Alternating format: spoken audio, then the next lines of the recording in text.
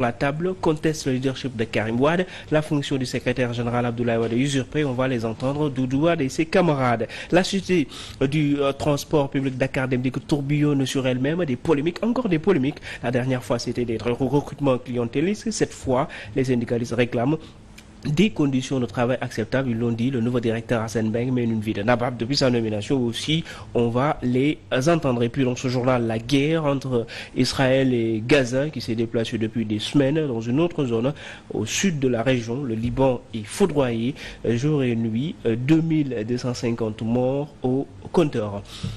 Mesdames et messieurs, voilà pour les titres, le développement c'est dans une poignée de secondes.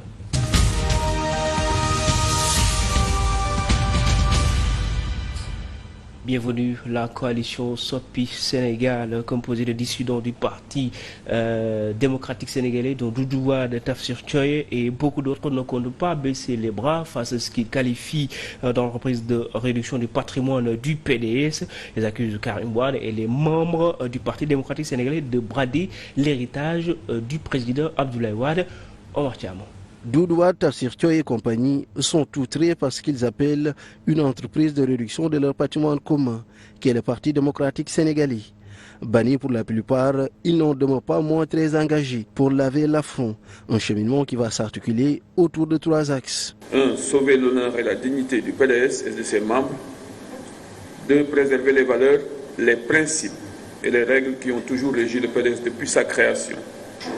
Protéger l'œuvre de Wade et le patrimoine qui en découle, à savoir le PDS, menacé par des forces qui cherchent insidieusement à le saborder. Parmi les acteurs de la déchéance du parti fondé par Maître Wade, figuré en première ligne son digne successeur et fils Karim Wade. En rejoignant les rangs de l'ennemi juré, Macky Sall et la coalition Taku Wallu Sénégal, il a franchi le Rubicon. Les vagues de démissions fracassantes de hauts responsables et de responsables à la base que nous connaissons depuis la décision de Karim de jeter notre parti dans les mains de Macky Sall et de son parti nous confortent dans notre idée qu'il urge d'agir pour sauver ce qui peut l'être. Sauver l'honneur et la dignité du PDS et de ses membres, mieux représenter les populations qui sont touchées par le remue-ménage au sein du parti, la coalition Sopi Sénégal compte en faire un fond de campagne. Avec Tafsir Thioye en tête de liste, ils sont en marche vers les élections législatives prochaines, avec comme objectif en sortir Oulama. Restons toujours avec ces dissidents du Parti démocratique sénégalais. Ils accusent les autres qu'ils ont usurpé la position du secrétaire général Abdoulaye Wade et ils accusent 2 plaintes contre Bachir Diawara. Comment le frère secrétaire général national, Maître Abdoulaye Wade, peut-il se méprendre sur le symbole de notre parti qu'il a porté sur les fonds baptismaux? Le ridicule ne tue pas. Cette correspondance que nous avons contestée marquera les esprits négativement et constitue un habit dont le ministère de l'Intérieur devra prendre compte dans l'avenir. Le deuxième exemple, c'est la décision portant nomination d'un nouveau chargé des relations internationales. C'est la décision la plus ridicule, après celle portant exclusion de certains membres du parti et signée par le frère Bachir Diawara. Dans cette décision, attribuée au frère secrétaire général national, ce dernier a nommé notre frère Mayoro Faye au poste de secrétaire général national. Pour ceux qui connaissent le PDS et qui maîtrisent ces textes, cette décision est un scandale. À cette utilisation abusive et honteuse de la signature d'Abdoulaye Wade qui ternit son image, à cette pratique dégradante pour notre secrétaire général national, nous avons décidé de porter plainte contre X. Toujours avec les législatives prochaines avec la coalition Gorhubès. La coalition Gorhubès a présenté son programme hier. La formation politique dirigée par Mohamed Diallo a décliné sa vision pour l'Assemblée nationale. Ils prônent la rupture et aussi ils veulent que l'Assemblée nationale change avec les pratiques que l'on connaissait dans la 14e législature. Nous écoutons Mohamed Diallo, le leader de cette coalition. L'enjeu de l'élection, c'est d'avoir un Parlement qui va aider les Sénégalais à protéger leurs rêves, qui va aider les Sénégalais à ce que tout ce qui a été promis au peuple soit appliqué. Pour pouvoir dire aux gouvernants, les 54% qui ont voté pour eux, nous y compris, nous avons sué, nous avons combattu, nous avons tout fait pour que cela se réalise. Mais ce qu'il faut comprendre, nous n'avons pas élu un homme, nous avons élu des idées. Et les idées que nous avons élues doivent être sauvées et ces idées doivent être mises en œuvre. Nous constatons un relâchement dans ces idées. Nous constatons que l'appel à candidature n'est plus à l'ordre du jour. Nous constatons que le président hésite à sortir du Conseil supérieur de la magistrature. Nous constatons. Nous leur souhaitons de ne jamais briser le rêve sénégalais et nous pouvons les aider à le faire. Mais nous les aiderons de notre manière à travers le pouvoir législatif avec des députés indépendants, avec un Parlement indépendant, avec un Parlement complètement rénové. Elles sont toujours avec les législatives prochaines, avec la distribution des cartes d'électeurs pour les législatives qui a démarré hier, 12 octobre, et va se poursuivre jusqu'au 16 novembre, veille du scrutin sur l'ensemble du territoire national dans les commissions administratives instituées.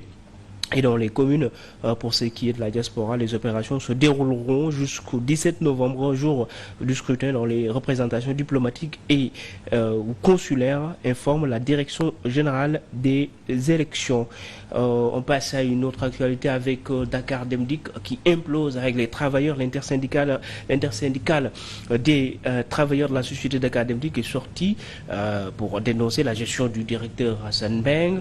Ils exigent la signature de certains accords tels que l'accord d'entreprise, l'éprogement de la dette et l'amélioration des conditions des travailleurs. Les conditions de travail des agents receveurs, contrôleurs, femmes de ménage, conducteurs, entre autres. L'intersyndicale de la société de transport public étale sur la place publique les mots de ses agents. Vous avez entendu vous-même les témoignages, les cris de cœur venant des travailleurs. On est aujourd'hui donc à 50 millions par mois et par jour de chiffre d'affaires. Et rien n'a encore changé au niveau de Dakar Dem Dikk. Vous pensez que cela est normal? Depuis son arrivée à la tête de la société, le 30 mai dernier, le nouveau directeur est incapable de satisfaire leurs doléances, déclare-t-il. La signature de l'accord d'entreprise, l'amélioration des conditions de travail, l'éprogement des dettes sociales, le paiement et la régularisation des primes dues aux travailleurs ou encore l'établissement d'un calendrier de rencontres périodiques avec les secrétaires généraux.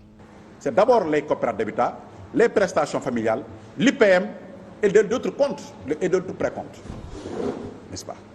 On demande donc l'éprogement de ces dettes sociales-là. Je pense que c'est extrêmement important. Le paiement et la régulation des primes. Tous les corps revendiquent des primes aujourd'hui. Sur 100 receveurs, 20 ne reversaient pas l'argent collecté, avait révélé le directeur Hassan Beng. Mais pour ces syndicalistes, ce sont de fausses accusations qui ternissent l'image de la société. Et rien n'a encore changé au niveau de Dakar Dem Dikk. Vous pensez que cela est normal? Des receveurs, qui sont en mouvement pendant plus de 10 jours, ils n'ont pas versé. Ils réclament le minimum, une prime veuve. Tout simplement, depuis 12 jours, qui sont toujours en mouvement. Vous pensez que cela est normal? Ce qui nous anime, c'est tout simplement la résolution des problèmes des travailleurs. Ils appellent ainsi à un dialogue sincère et constructif entre la direction, les syndicats et l'État du Sénégal pour résoudre ces problèmes qui minent l'avenir de la société Dakar Dem Dikk et de ses travailleurs. Restons toujours avec les camarades de Masseck Ndiaye, les travailleurs de la société de Dakar Dem Dikk, qui tirent cette fois sur le ministre des Transports, El Malick Ndiaye, qui les a accusés de népotisme et de clientélisme, de recrutement abusif aussi. On écoute Masseck Ndiaye, membre et un des leaders de l'intersyndicale. Il est venu, c'est un nouveau ministre. Il ne maîtrise pas Dakar Dem Dikk. On lui a donné tout simplement des chiffres en vrac. Il l'a lu tout simplement, sans commentaire. On refuse cela, nous. C'est ça qu'on refuse, que nous refusons. On n'est pas là pour contester les chiffres, quoi que ce soit. Mais la manière dont il l'a fait, c'est ça que nous refusons. Sans donner aucun détail technique, balancer des chiffres comme ça aux Sénégalais. Ensuite, toute la population a peur de Dakar Dem Dikk. Les banques ont peur de Dakar Dem Dikk actuellement. C'est ça que nous refusons. Et les fournisseurs, c'est ça que nous refusons. Il l'a fait de façon irresponsable. C'est ça que nous condamnons encore une fois. Si sur ce, on demande tout ça, la publication de l'audit qui a été déjà commandité, l'audit du personnel. Au quartier HLM Fass, dans la commune de Fass-Gueule-Tapée, Colobane, les habitants ont bloqué plusieurs routes assez dégradées des îles après avoir sollicité l'aide des autorités locales en vain. Néanmoins, ces populations ont entrepris elles-mêmes des travaux de réfection de ces axes en attendant la réaction des gouvernants. Cette route est vraiment très dégradée. Donc nous voyons qu'il y a des caniveaux, des trous partout, un peu partout, des nids de poules. Et c'est une route qui traverse carrément le quartier et qui est la première déviation de l'autoroute de la route du BRT. Donc pourquoi nous l'avons bloquée? C'est parce qu'il y a de l'eau stagnante déjà. Donc des défauts au niveau de la construction, c'est une route très vieille. Et là, on voit que maintenant c'est compliqué pour les voitures de traverser et c'est compliqué aussi pour les riverains de se déplacer. Donc c'est pour cela que nous avons pris l'initiative de vraiment faire déjà le nettoyage, déjà bloquer la route pour pouvoir travailler correctement, mais surtout faire un appel au niveau des autorités pour qu'ils puissent nous aider à réfectionner, à réhabiliter cette route-là. Donc, monsieur le maire, qui n'a pas vraiment fait suite à notre demande, on a d'autres autorités aussi qu'on peut lancer l'appel. C'est les autorités au niveau de l'AGEROUTE, le directeur du BRT, le ministre même du transport, le ministre du renouveau urbain ou bien le ministre de l'aménagement du territoire, jusqu'au président de la République. Nous ferons le nécessaire pour que ces personnes-là entendent notre cri de détresse. Nous, en tout cas, nous avons pris nos initiatives. Cette route ne sera pas débloquée tant que l'AGEROUTE ou les autorités compétentes ne viendront pas pour essayer de régler ce problème-là. Et puis dans la politique de décentralisation, toujours le gouvernement sénégalais a alloué 350 millions de francs CFA pour l'autonomisation des femmes à Louga dans le cadre de la stratégie nationale de soutien à l'entrepreneuriat féminin. La ministre de la Femme et des Solidarités, Maïmouna Dièye, était présente. On l'écoute au micro de Goromboch. J'ai le plaisir de vous annoncer qu'une enveloppe de 350 millions a été mobilisée par les mécanismes de financement de mon département, le Fonds national de promotion de l'entrepreneuriat féminin et le Fonds national de crédit pour les femmes. Cette sélection tiendra compte des femmes de la société civile et celles vivant avec un handicap. Nous entendons investir dans l'éducation et la formation des filles à travers des programmes pertinents d'enseignement technique professionnel pour d'une part diminuer de manière significative la déperdition scolaire des filles et d'autre part augmenter le nombre de filles qui excellent dans les sciences, la technologie et les mathématiques. Des mesures seront également prises pour renforcer la santé et le bien-être des filles ainsi que leur accès à des informations et des services de qualité en matière d'hygiène menstruelle, surtout en milieu rural. Merci à Goromboch qui a recueilli ses propos à Louga. Plus de 50 hectares de chanvre indien, de champs de chanvre indien d'une contre-valeur de plus de 2 milliards de francs CFA ont été détruits par l'armée nationale à Djondji et à Massaran dans les localités situées dans le département de Bignona. L'opération est la suite d'une série d'actions menées par les forces armées à la zone pour lutter contre l'économie criminelle à Tabari. Dans le cadre de ces opérations de sécurisation du territoire national, l'armée sénégalaise a effectué un important exercice dans le Nord Sindian, une localité située dans le département de Bignona. Il s'agit en effet de la destruction de 50 hectares de champs de chanvre indiens. Le montant de la drogue détruite est estimé à une valeur de 2 milliards de francs CFA. Le Nord Sindian est réputé être un lieu abritant des éléments du MFDC. Ces derniers en avaient fait une zone de culture et de vente de chanvre indien, menée par les éléments du 5e bataillon d'infanterie, quand colonel Georges Boissy constitue donc un coup d'arrêt au vaste trafic de drogue dans cette localité reculée de la Casamance. Elle permet également à des centaines de réfugiés de retrouver leur terre natale. Ces populations qui vivent dans une extrême pauvreté lancent un appel aux nouvelles autorités. Elles demandent la mise en place de grands projets pour le développement du Nord Sindian. L'équipe nationale du Sénégal est arrivée ce dimanche dans la capitale. À la 8, elle affrontera l'équipe haute lors de la 4e journée des éliminatoires de la CAN 2025.